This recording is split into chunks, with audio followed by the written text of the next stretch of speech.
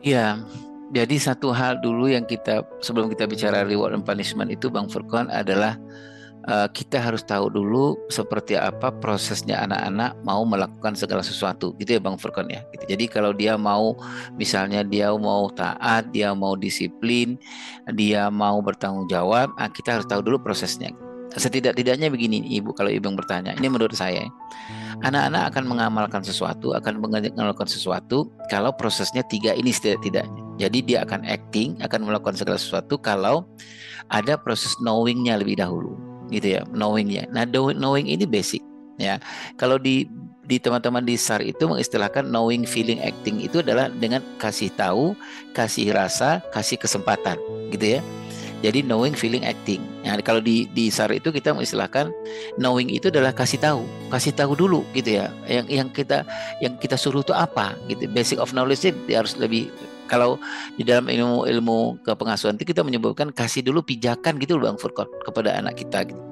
Banyak anak-anak tidak mengerjakan sesuatu itu yang kemudian tiba-tiba kita memberikan reward and punishment itu adalah karena basic pertamanya proses ngasih tahunya itu nggak lengkap gitu loh Bang Furkon gitu ya, nggak lengkap. Misalnya dia harus bertanggung jawab, tapi proses knowingnya itu, kasih tahunya itu tentang bertanggung jawab itu nggak lengkap.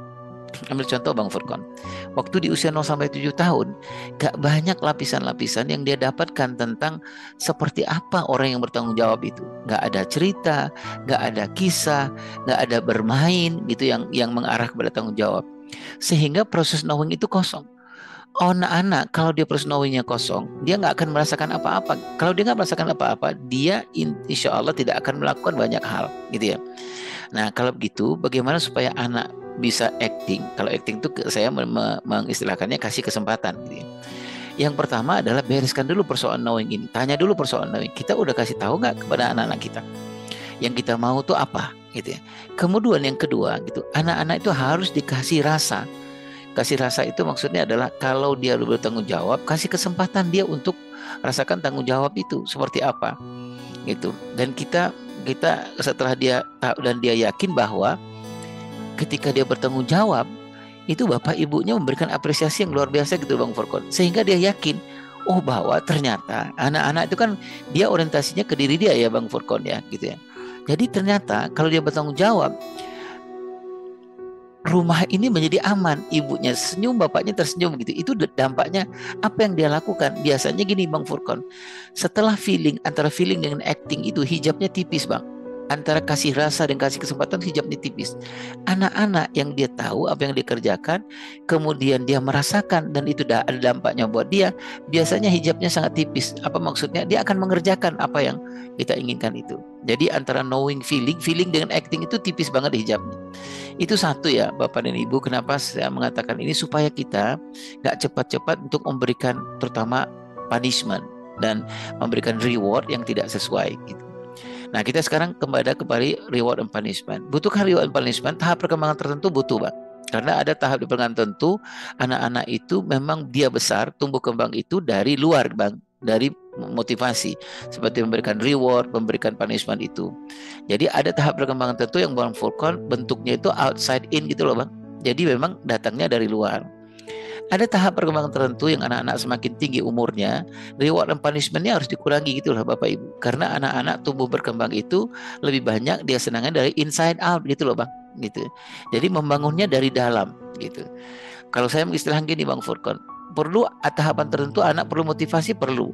Tetapi tahapan anak-anak berkembang umurnya sudah 2 digit, mau 9 10 tahun, dia sebenarnya nggak terlalu butuh dengan motivasi. Yang dia butuhkan inspirasi sebenarnya.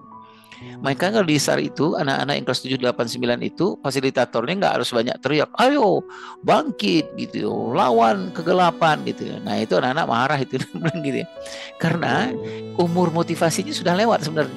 Yang harus dibangun tuh umur inside out-nya gitu. Bagi dia umur kelas 7 8 tahun itu yang paling yang dia akan bertahan hebat itu adalah segala sesuatu yang bentuknya inside out gitu loh, inspiratif sifatnya. Kita baca, kita nonton sebuah film yang sangat inspiratif gitu. Terus kemudian fasilitatornya nggak mengatakan, oh ini ya begini, nggak. Menurut abang apa yang abang dapatkan itu? Oh anak-anak yang bilang itu, ternyata orang miskin itu berhak juga untuk maju ya Ustadz Furqon gitu. Itu inspirasi gitu loh bang gitu. Nah, ini akan menjauh nih Bang ya dari jauh-jauh dari gitu dari di punishment. Kalau saya ada tahap pengembangan tertentu yang memang kita nggak bicara lagi reward dan punishment, tapi kita terutama punishment, tapi kita bicara soal konsekuensi. Nah, konsekuensi itu Bapak dan Ibu otomatis dia ada konsekuensi setelah ada kesepakatan, ada aturan-aturan gitu ya. Karena kalau biasanya punishment itu lebih nanti cenderungnya kepada hukuman gitu Bang Furkan. Kalau hukuman itu kepada anak secara kepribadian dia bisa melakukan segala sesuatu tapi dia nggak cinta dengan apa yang dia lakukan gitu. Allahu a'lam bishawab.